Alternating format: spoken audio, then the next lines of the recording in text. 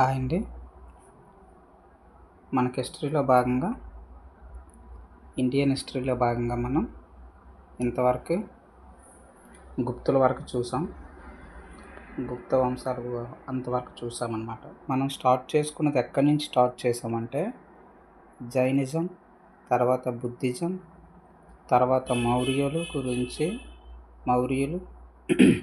తర్వాత గుప్తులు. ఇది మనం డిస్కస్ చేసాం. ఇంతకుముందు ఇంకొక 2 ఉన్నాయి. జైనిజంకు ముందు ఇంకొక 2 ఉన్నాయి కాన్సెప్ట్లు. అవేంటి, మనకి వేద నాగరికత ఉంది, అంతకుముందు సింధు నాగరికత ఉంది. ఈ 2 మనకి ఇంకా మిగిలాయి. ఇంకా దీని కింద ఇప్పుడు మనం డిస్కస్ చేస్తున్నది ఏంటంటే పుష్యభూతి వంశం గురించి. అందులో మెయిన్గా ఏంటంటే హర్షవర్ధనుడి గురించి. ఇది కానీ అయిపోతే మనకి ఇంకొకటే ఉంది. ప్రాచీన భారతదేశ చరిత్రలో మనకి ఇంకొకటి ఉందన్నమాట. ఈ 2 టాపిక్స్ కాకుండా ఇంకొకటి. ఒకటి ఏంటంటే మనకి యాక్చువల్గా చోళుల గురించి మనకేంటంటే మిడీవల్కి ఇచ్చేశారు కాబట్టి ఇది లేనట్టే ప్రస్తుతానికైతే. కాబట్టి మనకి ఇంకా 2 టాపిక్లు ఉన్నాయన్నమాట. ఒకటి వేద నాగరికత, సింధు నాగరికత. ఈ 2 మనకి ఇంకా ఉన్నాయి. ఈ కాన్సెప్ట్ అయిపోతే మనకి ఈ 2 ఇంకా మనకు మిగులుతాయి అన్నమాట. ఎందుకంటే ప్రస్తుతానికైతే ఈ సిరీస్ ఇక్కడతో ఆఫ్ చేస్తాము. ఆ 2 కాన్సెప్ట్లు వేద నాగరికత, సింధు నాగరికత. ఎందుకంటే మనకి మెయిన్స్ అనేటటువంటిది స్టార్ట్ అవుతుంది కదా మనకి రేపటి నుంచి. కాబట్టి ఈ సిరీస్ అందాక ఆపుతాము. ఏపీ జాగ్రఫీ అట్మోస్ట్ కంప్లీట్ చేసినట్టే. ఎందుకంటే నేలలు అవ్వచ్చు, ఆంధ్రప్రదేశ్ నేలలు, అలాగే ఆంధ్రప్రదేశ్ సహజ స్వరూపం, నైసర్గిక స్వరూపం అయితేనేమి, శీతోష్ణ స్థితి అయితేనేమి, అడవులు అయితేనేమి అవన్నీ కంప్లీట్ చేసుకున్నాం. ఏపీ జాగ్రఫీ ఓకే, కానీ ఏపీ మనకి ఇండియన్ హిస్టరీ అనేటటువంటిది ఇంకొక 2 కాన్సెప్ట్స్ ఉంటాయి. అలాగే ఇంక మిడీవల్, మోడర్న్ ఉంటుంది. అవి తర్వాత మనం సెప్టెంబర్ 15 తర్వాత మెల్లగా డిస్కస్ చేసుకుందాం. ప్రస్తుతానికైతే మెయిన్స్ మీద కాన్సన్ట్రేషన్ చేయాలి కాబట్టి జూలై 15 అంటే రేపటి నుంచి మనం మెయిన్ సిరీస్ అయితే స్టార్ట్ చేసుకుంటాం. సో మెల్లమెల్లగా 4 సబ్జెక్ట్స్ డిస్కషన్ చేసుకుందాం. ముందు ఏంటంటే ఎస్ఎన్టీ ఏపీ హిస్టరీ చూద్దాం, ఓకేనా? SNT AP history. ముందుగా మనం ఎస్ఎన్టీ ఏపీ హిస్టరీ చూద్దాం. తర్వాత మిగిలినవి ఏపీ ఎకానమీ, ఇండియన్ ఎకానమీ, ఇదొకటి. ఇంకొక చాప్టర్ ఇంకొక సబ్జెక్ట్ మనకేముందంటే పాలిటీ. ఈ 2 తర్వాత మెల్లగా స్టార్ట్ చేద్దాం 1 by 1. ప్రస్తుతానికి మన science and technology AP history మనం స్టార్ట్ చేద్దాం. ఓకే, ప్రస్తుతం ఇందులోకి వెళ్దాం, ఓకేనా? సో ముందుగా మనకేంటంటే ఈ పుష్యభూతి వంశం గురించి చూద్దాం. మనకు తెలుసు వీళ్ళు ఏంటంటే ఇంతకుముందు మనం ఇంతవరకు ఎవరి గురించి డిస్కస్ చేసుకున్నాం, గుప్తుల గురించి డిస్కస్ చేసుకున్నాం. సిరీస్ అయితే మన ప్లేలిస్ట్లో ఉంది, ఓకేనా? నీట్గా పార్ట్స్ వైజ్గా పెట్టాను. మనకి అన్ని సిరీస్లు కూడా ఎవరైనా చూడకపోతే ఫస్ట్ టైం ఛానల్ని విజిట్ చేసినట్లయితే ఒకసారి చూడండి, ఓకేనా? మనం సబ్జెక్ట్లోకి వెళ్ళిపోదాం.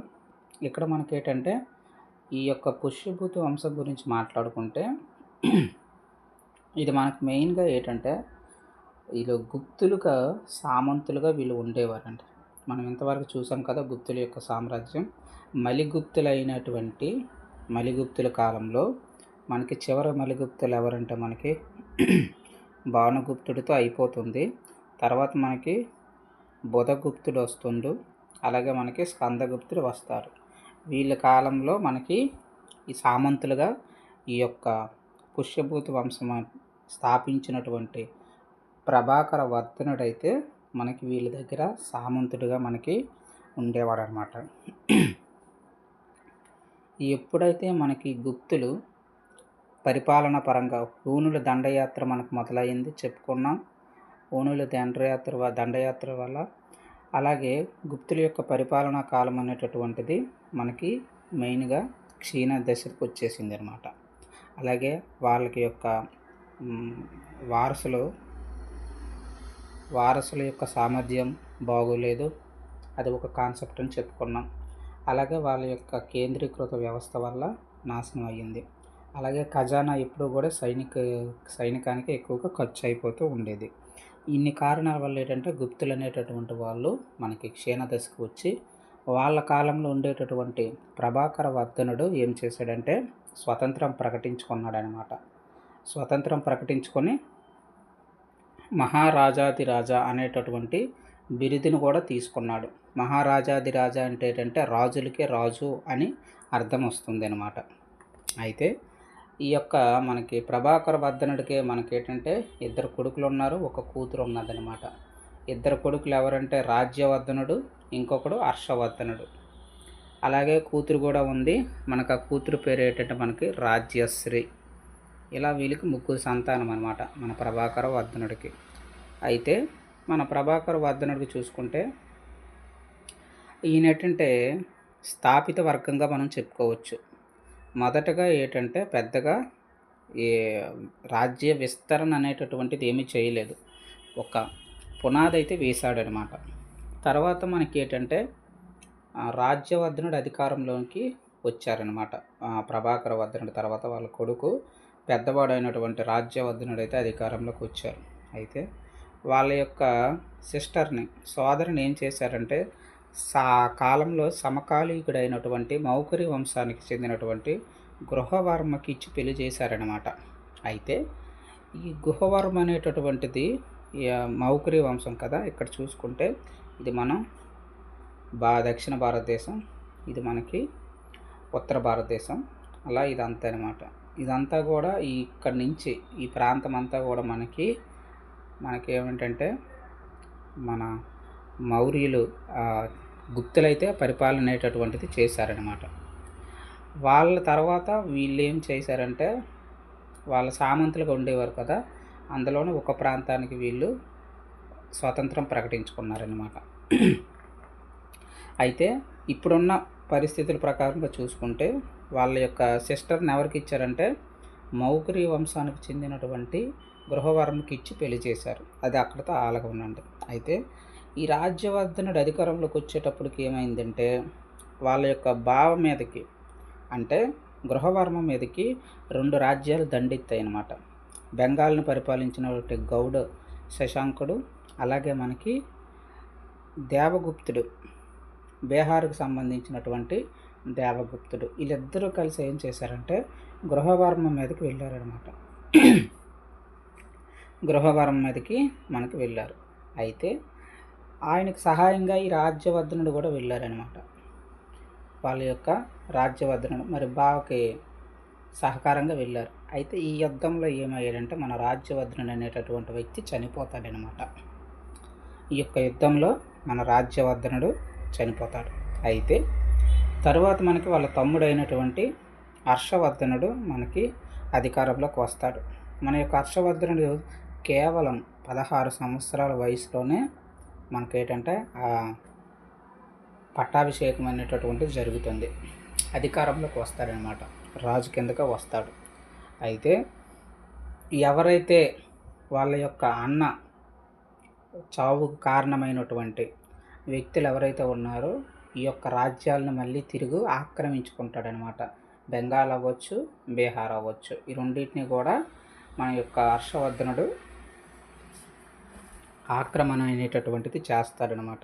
అయితే మన యొక్క పుష్యభూతి వంశంలో హర్షవర్ధనుడే ఎనలేనటువంటి రాజ్య విస్తరణ చేశాడనమాట. ఎందుకంటే ఎలా అయితే మనకి గుప్తులు ఉత్తర భారతదేశాన్ని మొత్తటిని జయించారో అలా మనకి హర్షవర్ధనుడు కూడా బెంగాల్, బీహార్, అస్సాం, ఒడిస్సా, గుజరాత్, ఇలా ఇవన్నీ రాజ్యాలు ఇక్కడ వరకు విస్తరించాడనమాట. గుజరాత్ వరకు మన హర్షవర్ధనుడు అనేటటువంటి వ్యక్తి అయితే మనకి విస్తరించడం అనేటటువంటిది జరిగింది.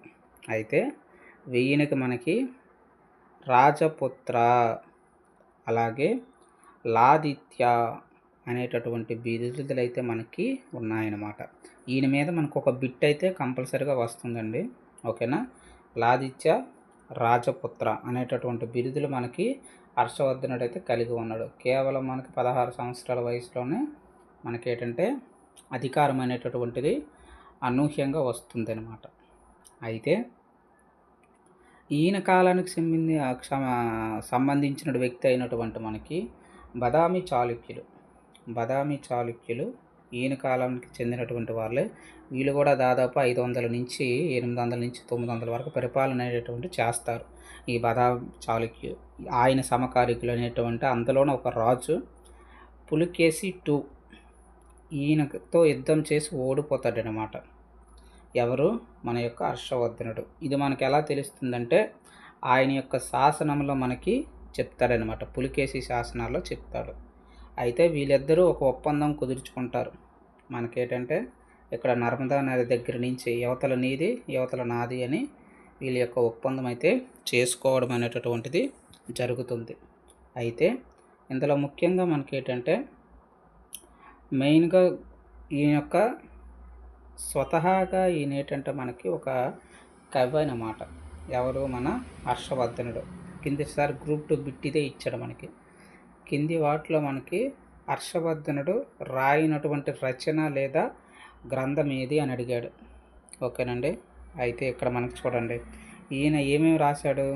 నాగానందం రాశాడు, ప్రియదర్శి రాశాడు, రత్నావళి రాశాడు. ఇంకొకటి యాడ్ చేశాడు దీనికి, కాదంబరి అని. ఈ కాదంబరి ఎవరు రాశారంటే వాళ్ళ యొక్క ఆయన యొక్క ఆస్థానంలో ఉండేటటువంటి కవి బాణుడు రాశాడు అనమాట. ఆయన ఏం రాశాడు? కాదంబరి పార్వతి పరిణయం అని రాశాడనమాట. ఆయన యొక్క ఆస్థాన కవి అయినటువంటి బాణుడు హర్ష చరిత్ర రాశాడు. మొట్టమొదటిది ఇదే. ఏంటంటే చారిత్రాత్మక నేపథ్యంలో మనకి రాజుల యొక్క చరిత్ర గురించి రాసేటటువంటి మొట్టమొదటిది గ్రంథం ఏదయ్యా అంటే మనకి హర్ష చరిత్ర. అది అలా కూడా అడగడానికి అవకాశం ఉంటుంది. అలాగే ఆయన ఆస్థాన కవి అయినటువంటి బాణుడు లేదా మనకి భానుభట్టు అని కూడా అంటాం. భానుభట్టు. ఓకేనండి. ఈ భానుభట్టే మనకి పార్వతీ పరిణయము కాదంబరి అనేటటువంటిది రాశారనమాట. అయితే ఇక్కడ మనం చూసుకుంటే మరి హర్షవర్ధనుడి యొక్క పరిపాలన కాలం ఎలా ఉండేది, ఆయన యొక్క స్థితిగతులు ఎలా ఉండేవంటే ఈయన ప్రజల పక్షపాతి అనమాట. అందుకే ఈయన ఏం చేశాడంటే ముందుగా ఏంటంటే వైద్య కళాశాలలు అయితేనేమి, వైద్యశాలలు, అలాగే ధర్మశాలలు, ఎక్కువగా దాన ధర్మాలు, ప్రజలకి అవసరమైనటువంటి వస్తువులని చేరవేయడంలో ఈయన ముందుంటాడనమాట. ఏవైతే ప్రజలకి ఆమోదయోగ్యమో అవి చేసేవాడు. అయితే ఈయన ప్రతి 5 ఏళ్ళకి ఒకసారి ఈయన ఏం చేసేవాడంటే అలహాబాద్లో అలహాబాద్లో ఏంటంటే ప్రయోగ దగ్గర అనమాట. అలహాబాద్లో మనకి ప్రయోగ దగ్గర ప్రతి 5 సంవత్సరాలకు ఒకసారి దాన ధర్మాలు చేసేవాడు అనమాట. ఎవరు? మన హర్షవర్ధనుడు. అయితే దాన్నే మనకి మహామోక్ష పరిషత్ అని దానికి ఒక పేరు కూడా పెట్టాడనమాట. ఎవరు? మన హర్షవర్ధనుడు. అయితే ఈయన ఏం చేశాడంటే వీళ్ళని గెలిచాడు కదా. ఇంతకుముందు ఈయన ఏంటంటే స్థానేశ్వర్ నుండిది అనమాట. స్నానేశ్వర్ ఆయన యొక్క రాజధాని. దాన్ని ఈ అన్ని రాజ్యాలని గెలిచాడు కదా. దాని నుంచి ఏం చేశాడంటే స్థానేశ్వర్ నుంచి కనౌజ్కి మార్చాడు. అక్కడ అభివృద్ధి పాలన అనేటటువంటిది చేశాడనమాట కనౌజ్ నగరం దగ్గర. అయితే ఇక్కడ 643 ఆ టైంలో మనకి ఏంటంటే మనం ఇంతకుముందు చెప్పుకున్నాం ఏంటి, హ్యూయన్సాంగ్ గురించి. ఆయన చైనా యాత్రికుడు మరియు ఏంటంటే బౌద్ధ సంగీత ఎక్కడైతే జరుగుతాయో, అలాగే బుద్ధుడి యొక్క రచనలు అవ్వచ్చు, బుద్ధుడి యొక్క తాత్విక సిద్ధాంతాలని మనకి గ్రంథస్థం చేసినటువంటి వ్యక్తి మనకి హ్యూయన్సాంగ్. దాని గురించి ఈయన ఏం చేశారంటే మొత్తం దేశాలన్నిటినీ తిరిగి చుట్టడం అనేటటువంటిది జరగడం జరిగింది. అవన్నీ మనం డీప్గా గుప్తుల యొక్క కాలంలో అయితేనేమి, మౌర్యుల యొక్క కాలంలో అయితేనేమి మనం చెప్పుకున్నాం. అవన్నీ ఒకసారి వెరిఫై చేయండి. ఓకేనా. అయితే ఈ హ్యూయన్సాంగ్ మనకి ఏంటంటే ఈ యొక్క కనౌజ్ దగ్గర, ఇది ఇప్పుడే స్థానేశ్వర్ నుంచి కనౌజ్కి మార్చాడు కదా రాజధానిని, అక్కడ మహాసభ, కనౌజ్ మహాసభ అనేటటువంటి సర్వమత సమ్మేళన సభను నిర్వహించాడనమాట. అయితే దానికి ఈ యొక్క హ్యూయన్సాంగే మనకి అధ్యక్షుడిగా ఉండేవాడు అనమాట. ఎవరు? మన యొక్క హర్షవర్ధనుడి టైంలోనమాట. ఓకేనండి. అయితే ఇక్కడ ఇంకొక పాయింట్ ఏంటంటే, అంతవరకు ఆయన యొక్క మాటలు కావచ్చు, ఆయన యొక్క సామర్థ్యం కావచ్చు, ఈయన ఏం చేశాడంటే శైవ మతాన్ని వీడి మహాయాన బౌద్ధ మతాన్ని స్వీకరించాడనమాట. ఈ యొక్క హుయత్సాంగ్ యొక్క ప్రేరేపించబడి. ఓకేనండి. చాలా ఇంపార్టెంట్ మనకి. హుయత్సాంగ్కి ప్రేరేపించబడి ఈయన ఏం చేశాడంటే శైవ మతం నుంచి మనకి ఈ యొక్క మహాయాన బౌద్ధ మతానికి మారాడనమాట. ఏంటి మహాయాన బౌద్ధ మతం అంటే మనకు తెలుసు, ఇంతకుముందు చెప్పుకున్నాం. ఆచార్య నాగార్జునుడు ప్రవేశపెట్టినటువంటిదే ఈ యొక్క మహాయాన బౌద్ధయానం అనమాట. మూడవ బౌద్ధ సంగీతలో మనకి ఇది జరిగితే 4వ బౌద్ధ సంగీతలు ఏమవుతుందంటే విడిపోతారనమాట. మహాయాన కింద ఈయనయాన కింద. అవన్నీ అక్కడ చెప్పుకున్నాం, ఒకసారి చూడండి. ఓకేనా. అయితే ఆచార్య నాగార్జునుడు ప్రవేశపెట్టేటటువంటి ఈ యొక్క మహాయాన బౌద్ధాన్ని స్వీకరించినటువంటి వ్యక్తి ఎవరయ్యా అంటే హర్షవర్ధనుడు. ఓకేనండి. అయితే ఈ యొక్క హర్షవర్ధనుడి గురించి మనం చెప్పుకోవాలంటే ముఖ్యంగా మనకి 3 పాయింట్లు చెప్పుకోవాలి. ఈయన స్వయంగా కవి, దాని మీద ప్రశ్న అడగడానికి అవకాశం ఉంటుంది. రెండవది రాజధాని మార్చాడు, స్థానేశ్వర్ నుంచి కనోజుకు. అలాగే ఈయన యొక్క జరిపిన సభల గురించి అడుగుతాడు. ఏంటేంటి? ఒకటి మనకి హర్షవర్ధనుడు అలహాబాద్ అనేటటువంటి దగ్గర ప్రాంతంలో, ప్రయోగ అనేటటువంటి ప్రాంతంలో 5 ఏళ్ళకు ఒకసారి మనకి దాన ధర్మాలు అనేటటువంటివి ఈయన చేస్తారనమాట. అందులో అన్ని కట్టుబట్టలతో సహా అన్నీ ఇచ్చి వెళ్ళిపోతాడనమాట. అంత దానశీలనమాట. ఎవరు? మన హర్షవర్ధనుడు. అయితే ఇంకొక పాయింట్ కూడా అడుగుతాడు, 3వ పాయింట్. కనౌజ్ మహాసభకి అధ్యక్షత ఎవరు వహించారు అని కూడా అడుగుతాడు. ఎవరు వహించారంటే హుయత్సాంగ్. ఓకేనండి. ఇవి మనకి ఈ నుంచి రాయడానికి అవకాశం. అలాగే ఈ హుయత్సాంగ్ గురించి, అలాగే మనకి పాహియాన్ గురించి మనం ఇద్దరు గురించి చెప్పుకున్నాం. ఇద్దరు బౌద్ధానికి ఎనలేని కృషి చేసినటువంటి వాళ్ళే. ఓకేనా. అయితే ఈ యొక్క హుయత్సాంగ్ అనేటటువంటి రచన చెప్పుకున్నాం, పాహియాన్ రచనలు కూడా మనం చెప్పుకున్నాం. అవి కూడా ఒకసారి చూడండి.